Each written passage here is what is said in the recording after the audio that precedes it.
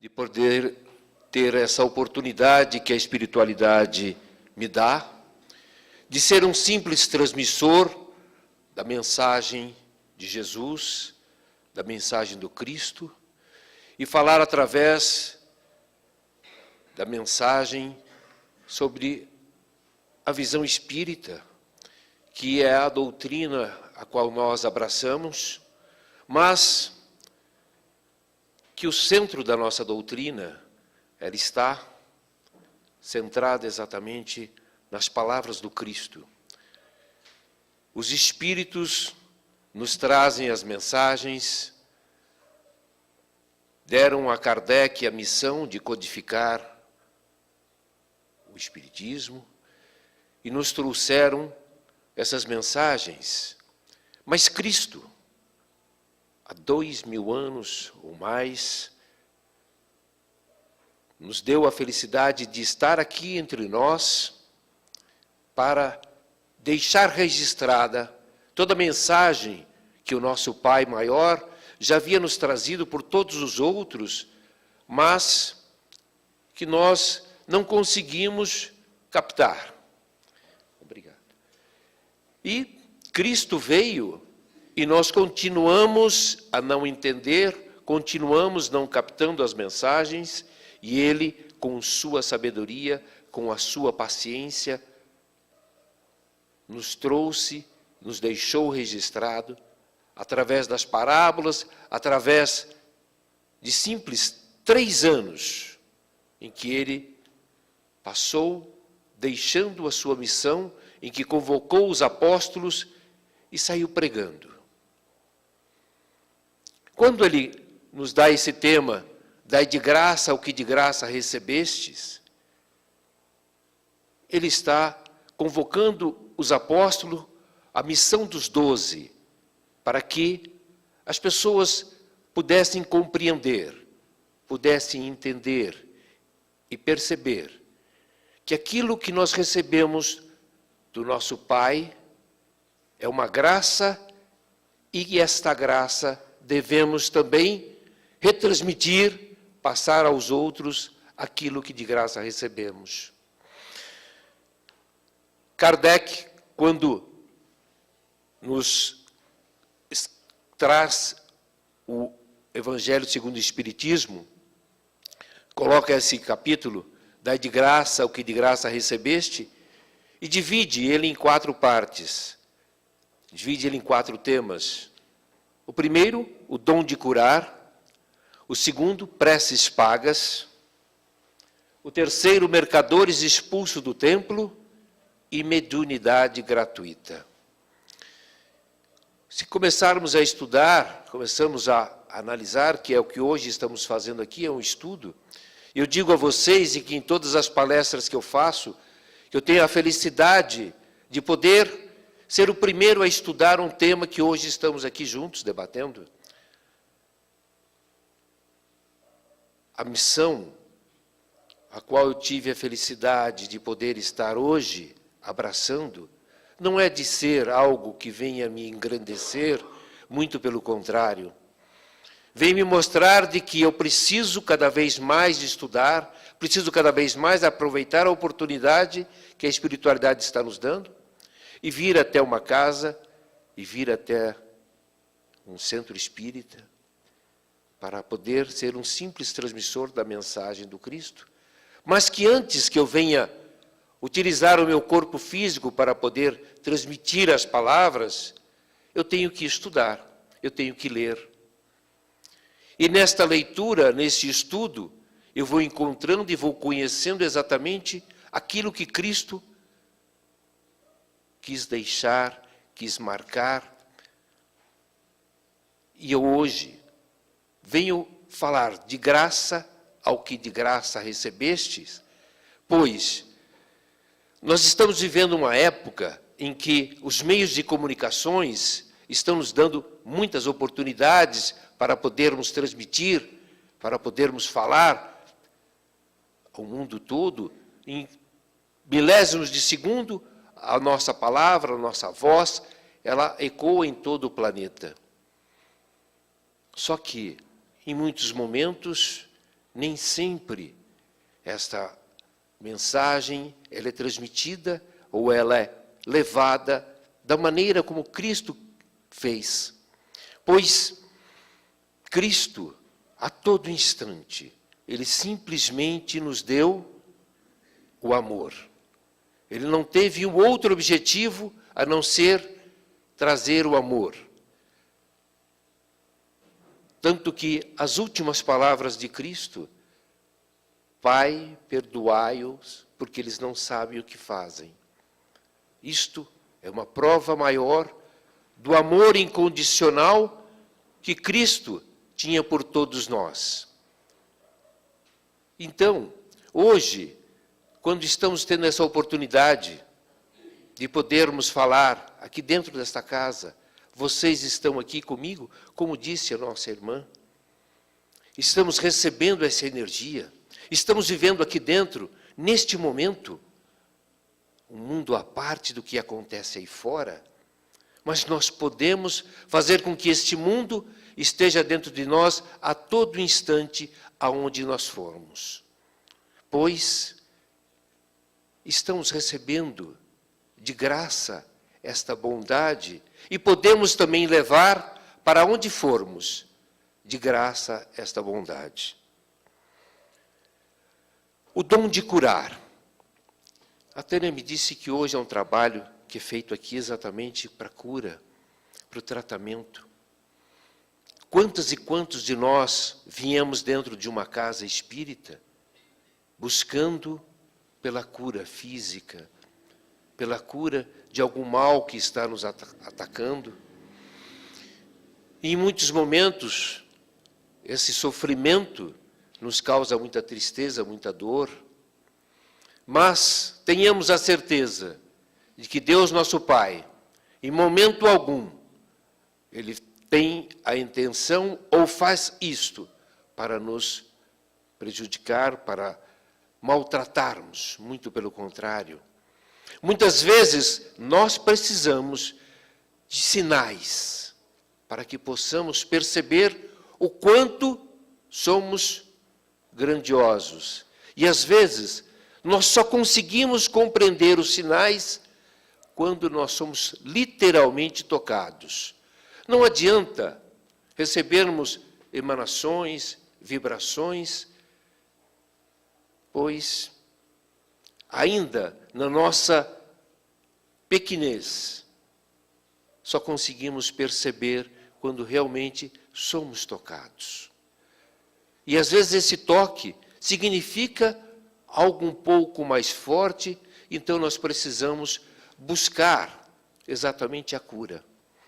E Jesus diz aos apóstolos desta missão dos 12, restituí a saúde aos doentes, ressuscitai os mortos, curai os leprosos, expulsai os demônios, dai gratuitamente o que gratuitamente haveis recebido. Quando nós podemos fazer uma análise desse texto, percebemos que esses doentes que Jesus se referia não eram somente os doentes físicos, mas sim, muitas das vezes, os doentes dos corações, os doentes do nosso interior. Então Jesus dá essa missão aos apóstolos, restituir saúde aos doentes. E essa restituição, ela pode acontecer simplesmente com um olhar, com um abraço, com uma palavra. Esse dom de curar, na Bíblia, quando nós começamos a pensar sobre a lepra, que era uma doença na época de Jesus muito violenta, a primeira citação que nós encontramos na Bíblia sobre a lepra, exatamente é de Miriam, irmã de Moisés.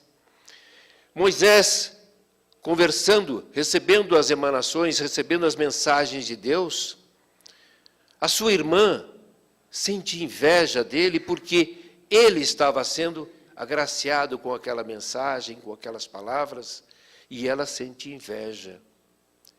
E devido a essa inveja, ela recebe para que ela possa exatamente sentir e perceber que não era este o caminho. Ela é atacada pela lepra, e tem que ficar afastada da sua comunidade para se tratar. E ela depois é tratada e é curada, porque exatamente Deus não tinha de maneira alguma o sentido de curá-la, mas simplesmente tinha que tocá-la para que ela percebesse que a inveja não era algo que era um caminho que estava dentro do caminho de Deus. Tanto que os hebreus diziam que os leprosos eram pessoas que tinham problemas dentro do seu coração e que por isso acabavam recebendo aquela doença, pois tinham alguma dificuldade com o Criador.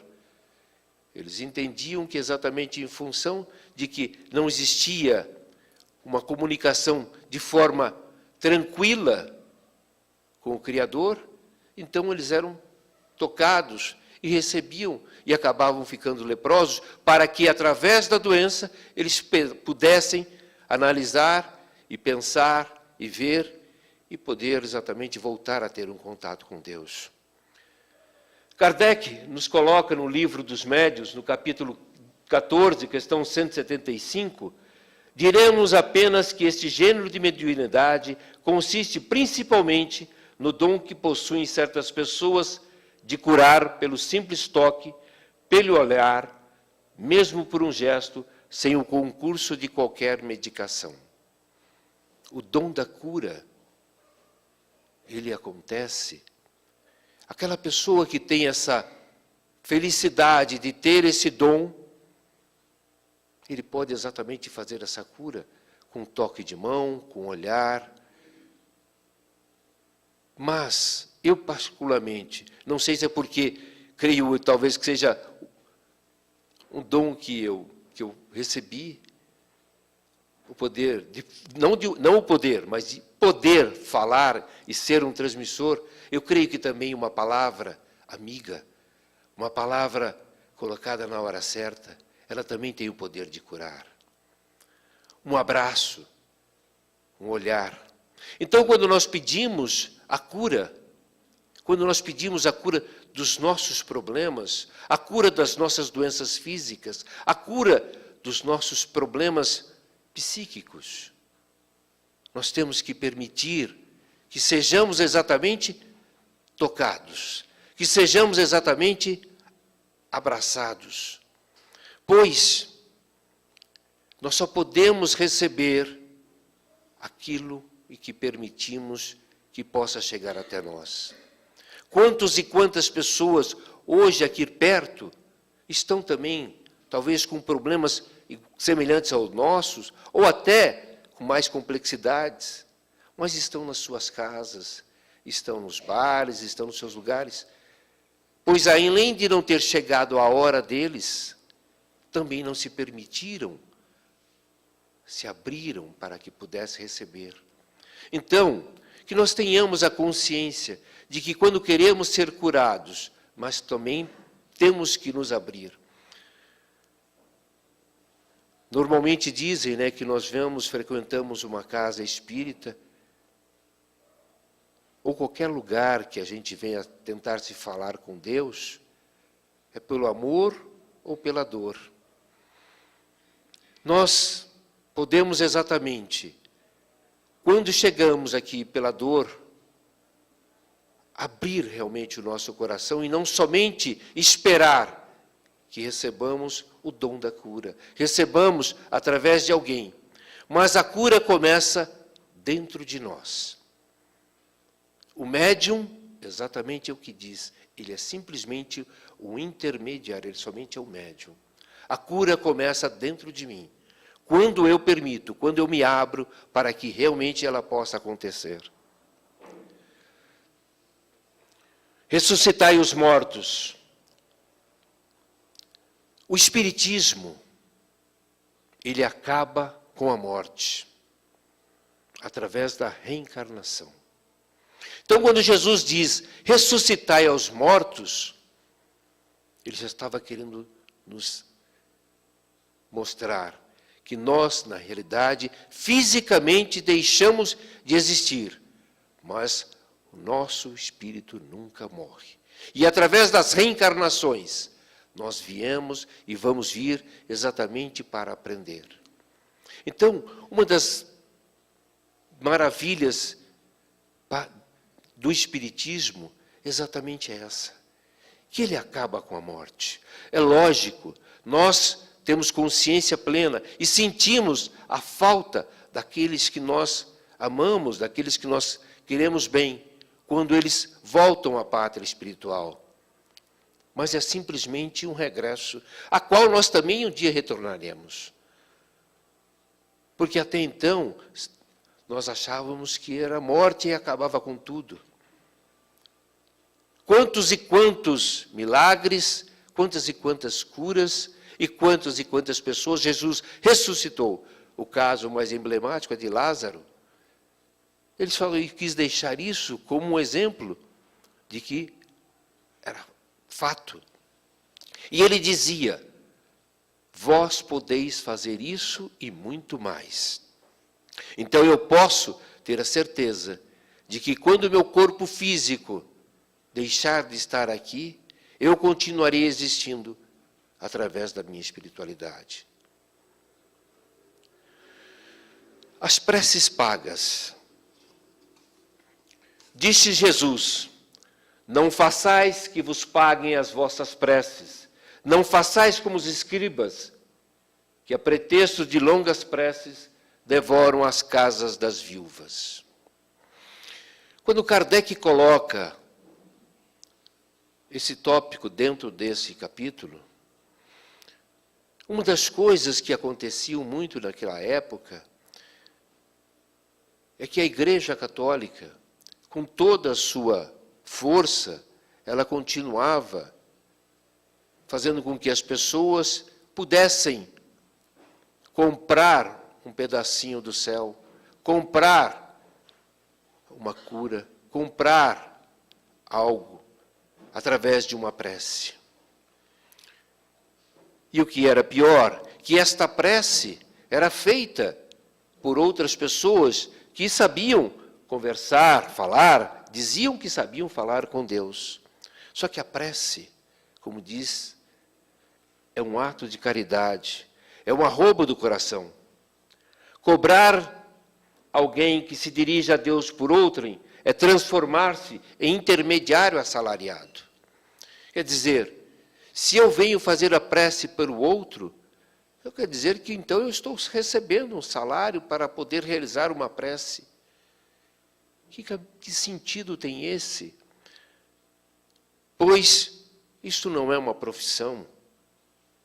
Falar com Deus é algo que todos podem. Na época, nós tínhamos uma dificuldade, e que exatamente porque a justiça de Deus é como o sol, existe para todos, como para o pobre e para o rico. Pois pensando de que para você pagar alguma coisa, você precisaria ter posses.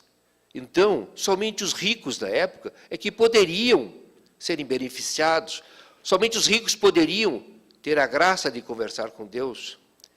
Isso traduzia, então, que as pessoas que eram pobres financeiramente, elas também já eram castigadas, não tinham a condição de conversar com Deus. Jesus deixa essa mensagem. Quando orares, entra no teu quarto, fecha a tua porta e ora a teu Pai em segredo. E o teu Pai, que vê num lugar oculto, recompensar-te-á. Quando eu disse de que hoje nós temos a facilidade, através dos meios de comunicação, de falarmos com milhares de pessoas, até milhões de pessoas ao mesmo tempo. Tem pessoas que têm exatamente o poder de falar, então ele gosta de chegar e se manifestar e falar na frente de todo mundo. Mas Deus não precisa disso. Deus basta exatamente eu estar comigo. Eu posso estar falando com Deus dentro de um estádio de futebol, posso estar falando com Deus dentro de uma penitenciária, dentro de um hospital, pois a comunicação é direta e Ele está o tempo todo me ouvindo. Não importa onde eu esteja, O que importa é o meu sentimento, é a minha ligação com Deus. Os mercadores expulsos do templo. Jesus diz, não está escrito, minha casa será chamada casa de oração por todas as nações? Entretanto, fizeste dela um covil de ladrões.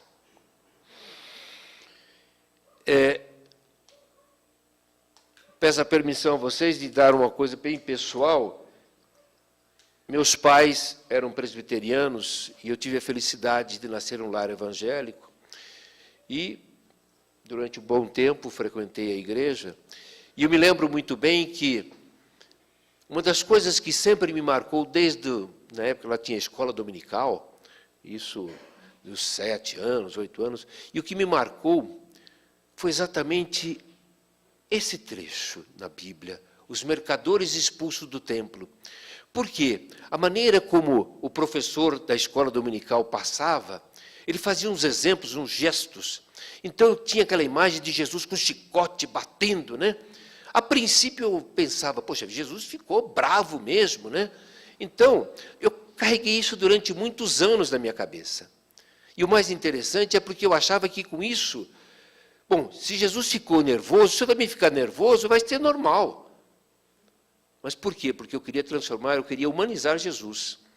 Na realidade, não é essa. Era o contrário. O que Jesus quis mostrar era exatamente a separação da casa dele com o restante do mundo.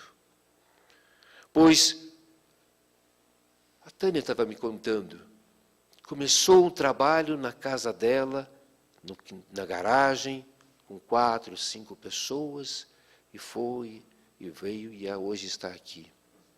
O que é isso? Isso é exatamente, é você fazer da casa do Pai um local de oração.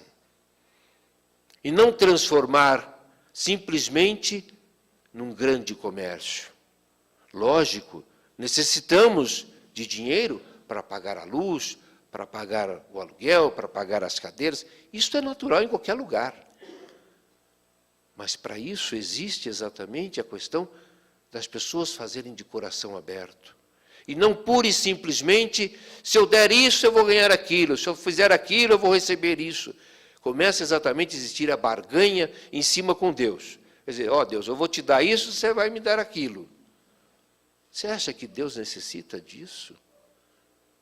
Então, quando Jesus expulsa os mercadores do templo, ele expulsa aquelas pessoas que estão exatamente usando e abusando da casa. Não da casa do Pai, mas principalmente da fé e da bondade daquelas pessoas que ali estão.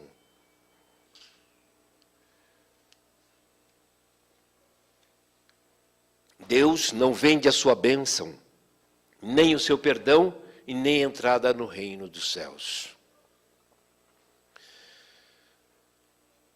Eu gostaria de falar sobre Martinho Lutero, que fez a reforma protestante. Martinho Lutero era um bispo da Igreja Católica, e de que uma das coisas que ele começou a se revoltar foi exatamente contra as indulgências. Que as indulgências eram vendidas para as pessoas que tinham posse. E aqueles que não tinham condições de comprar. E ele se revolta e passa a ser perseguido pelos bispos, pelo Papa, por toda pela igreja, mas mesmo assim ele se mantém e na Alemanha ele faz a reforma protestante, faz exatamente Lutero, através do luterano. Então, Lutero, ele faz uma mudança na forma como a igreja estava se comportando. Pois se nós fizermos um estudo rapidamente histórico, na época de Jesus, Roma persegue os cristãos, mata, tortura, e quando ela começa a perceber que quanto mais batia, mais crescia, ela inverte, ela vai e absorve. E aí Roma se torna o centro da religião.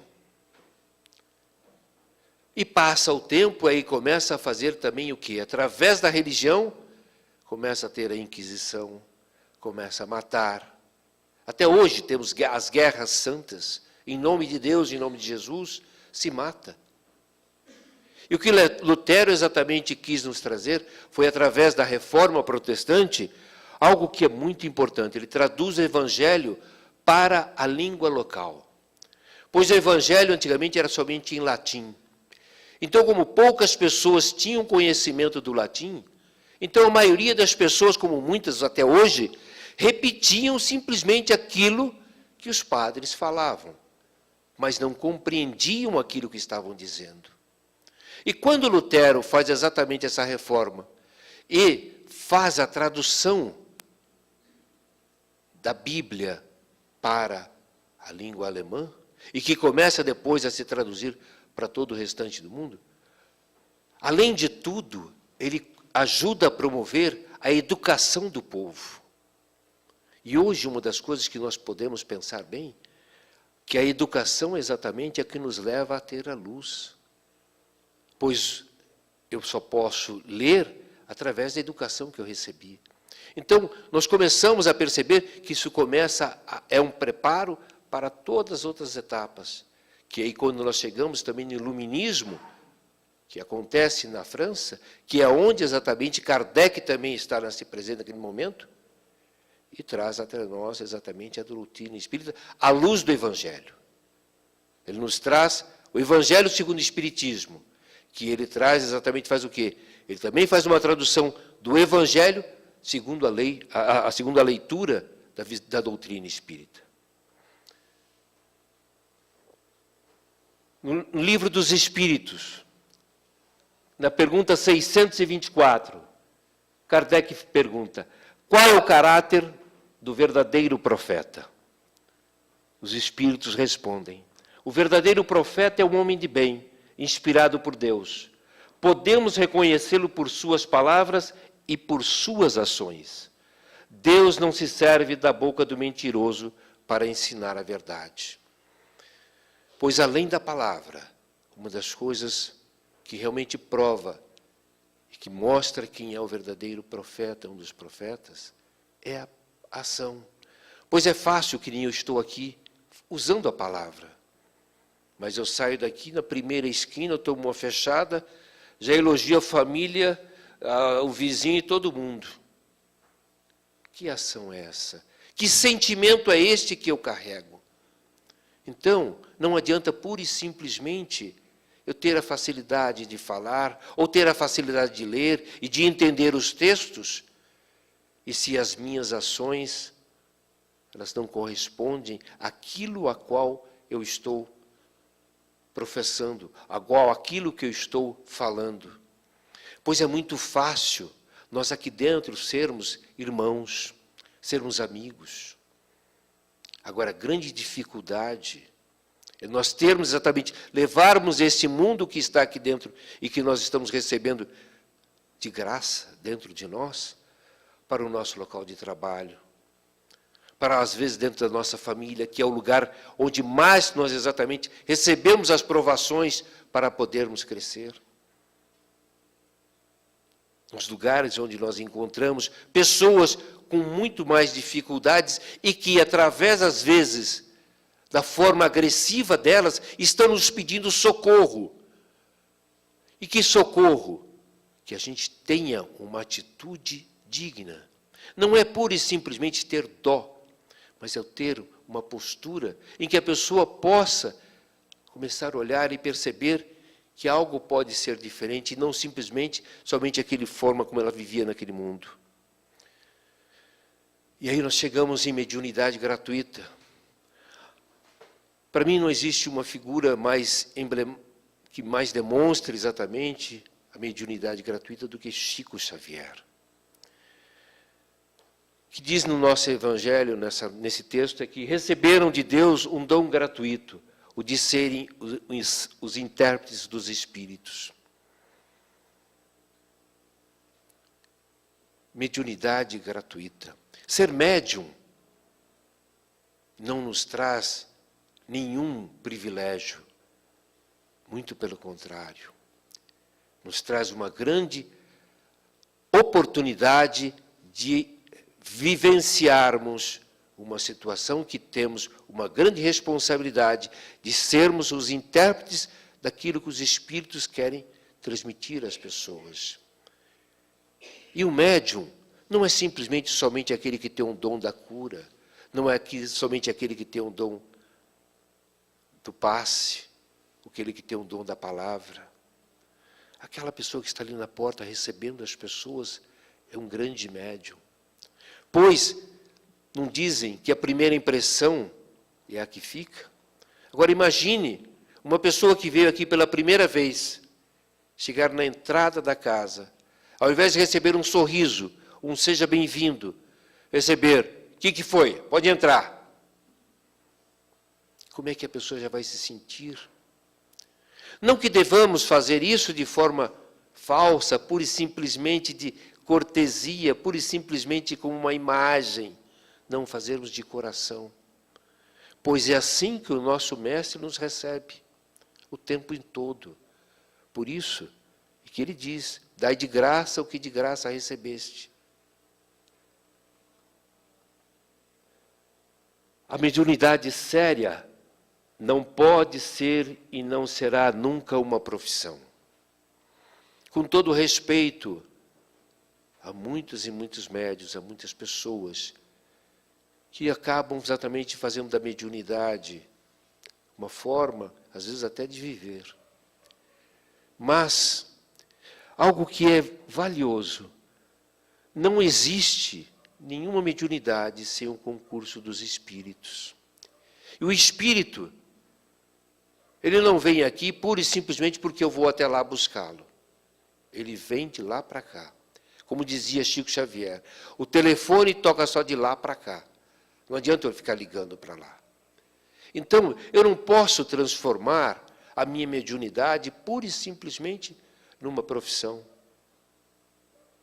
Pois eu estou aqui agora, usando da palavra. Mas se a espiritualidade não estiver ao meu lado, não estiver falando por mim, tenho certeza absoluta que por mais palavras que eu possa ter decorado, eu não vou conseguir transmitir sequer uma mensagem. E assim todos os médiuns. Lógico, existem médiuns, pessoas que se deslocam de um estado para o outro e que precisam ter um transporte, uma locação para ficar. Isto é uma coisa que é natural, porque as pessoas têm essa necessidade. Fisicamente nós precisamos disso. Mas, com todo respeito, há pessoas que às vezes até cobram para fazer palestras, ou cobram para poder dar um passe, cobram para fazer um trabalho. Eu creio que deveriam analisar e pensar exatamente nisso, pois não sou eu que estou fazendo aqui a palestra, não sou eu que estou fazendo a aplicação do passe, eu sou simplesmente o intermediário, o intérprete dos espíritos. E é isso que nós precisamos perceber, que a nossa mediunidade, todos nós somos médiuns, todos, sem exceção, todos nós somos médiuns. Cada qual a exerce no momento certo. Às vezes, as pessoas falam, mas eu não quero saber disso. Não tem problema. Tudo tem seu tempo. Eu vou dizer a vocês, eu com esse aspecto de espiritualidade, religiosidade, a questão da igreja, eu quando era criança lá na igreja, eu tinha amizade com o filho do pastor, com o filho do regente de coral, então minha vontade era de ser pastor. Eu queria ser pastor, eu queria ser regente do coral, todas aquelas ligações, aquelas pessoas que apareciam, né? É engraçado, eu não queria ser o cara que limpava o chão lá, eu só queria ser aquele que aparecia, né? Que é mais ou menos a gente costuma fazer isso. E, óbvio, não tinha nada, nunca aconteceu isso.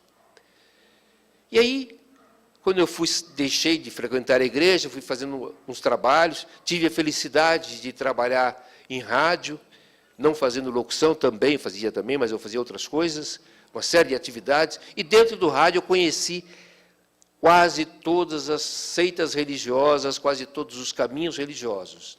Em muitos eu via exatamente e sentia muita firmeza e profundidade. E outros eu percebia que era simplesmente comércio.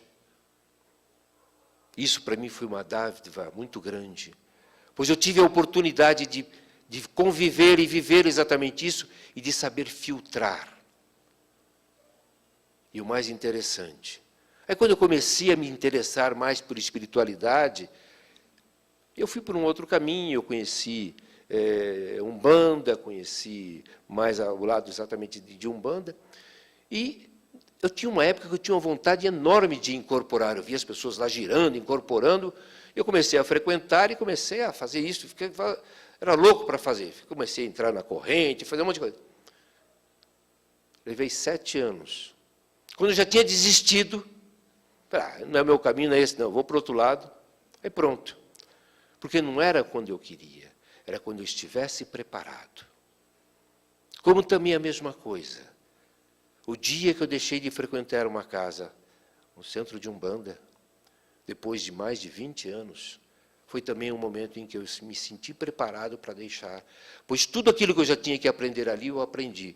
E posso dizer que tem trabalhos sérios e tem trabalhos não sérios. Mas não porque simplesmente eu ouvi, mas porque eu vivi. E respeito até hoje, tenho amizade com as pessoas e continuo exatamente seguindo a minha missão. E percebo, entendo, que qualquer pessoa, aonde for, pode estar cumprindo a missão. Então, por isso que todos nós somos médiuns. Não precisamos, pura e simplesmente, estarmos à frente, mas dentro de um ônibus, nós temos uma postura, uma conduta. Quando a coisa se desanda lá dentro, quando começa a existir uma briga, se eu tiver uma tranquilidade, eu exerço a minha mediunidade para poder transmitir ali naquele momento a calma. E não pura e simplesmente entrar no mesmo esquema, na mesma energia que as pessoas estão vivendo ali.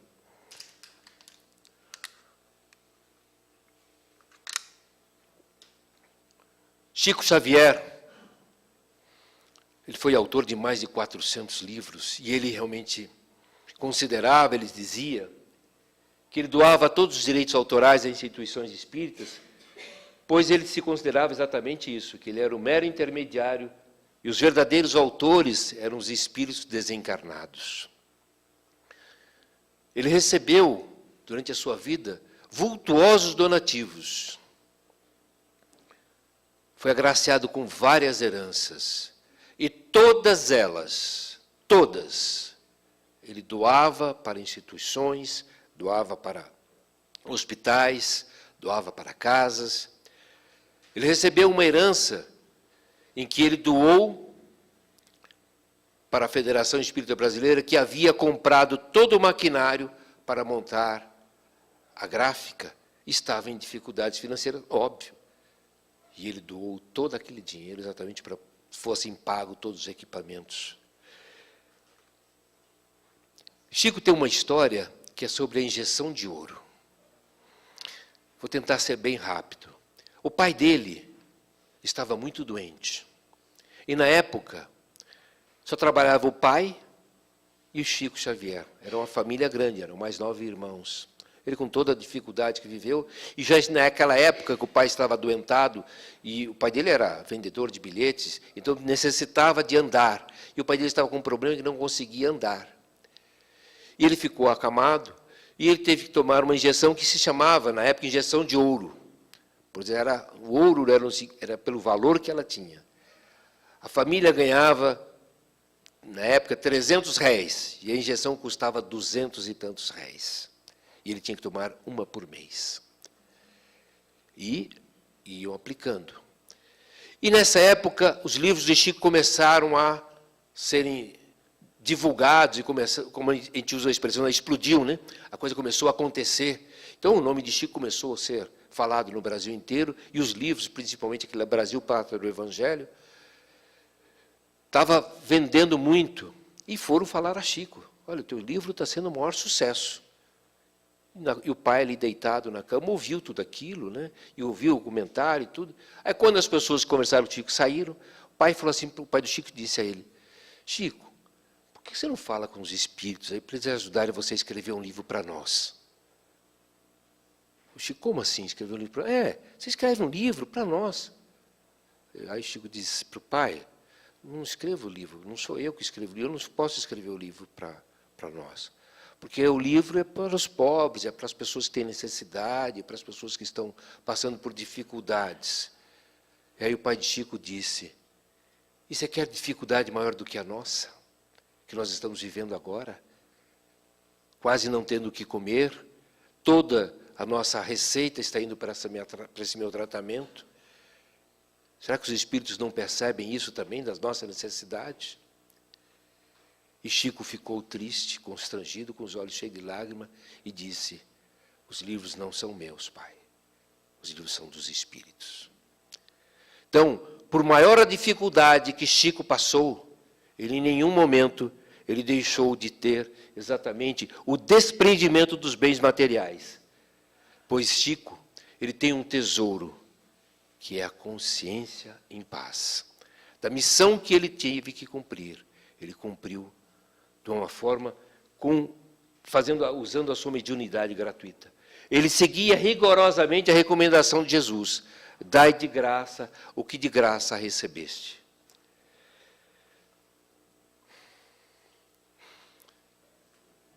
O amor incondicional que nós recebemos do nosso Pai é um amor incondicional. Ele não nos condiciona a nada para nos amar. Eu quis trazer aqui a vocês, eu recebi essa felicidade que a gente tem da internet, tem hora que a gente recebe muita porcaria, mas tem hora que a gente recebe coisas maravilhosas. E eu quis trazer a vocês sobre amor incondicional, sobre esta pessoa, sobre o Padre Pedro, um missionário argentino que faz um trabalho magnífico em Madagascar, na África. Ele, quando chegou lá para cumprir a sua missão, ele viu crianças descalças vivendo dentro de um lixo, num lixão enorme. Tem fotos magníficas sobre a situação. Se vocês pesquisarem na internet, vocês vão ver sobre o trabalho desse padre. E ele criou uma instituição com a ajuda de várias outras entidades francesas, e criou uma instituição chamada Akamassoa, que quer dizer os bons amigos. E o que ele fez? Ele não foi pura e simplesmente ajudar as pessoas, dar coisas para as pessoas. Ele criou, lá no local, trabalho. Ele fez com que as pessoas trabalhassem, construíssem.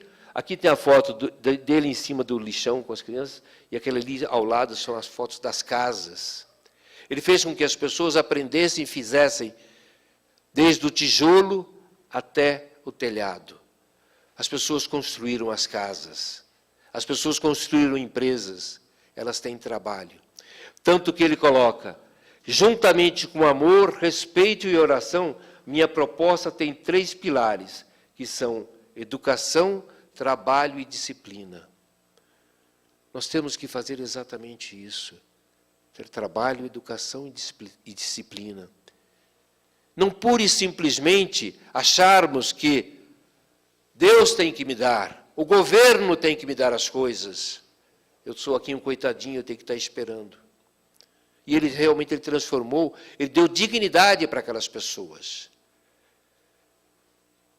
Esse é um trabalho que exatamente é uma missão, esse amor incondicional. Allan Kardec, no Livro dos Espíritos, na questão 625, ele pergunta, qual o tipo mais perfeito que Deus ofereceu ao homem para lhe servir de guia e modelo? Vede Jesus. Jesus realmente é o nosso guia, é o nosso modelo. E ele nos disse que devemos dar de graça aquilo que recebemos de graça. Pois amarás a teu próximo como a ti mesmo.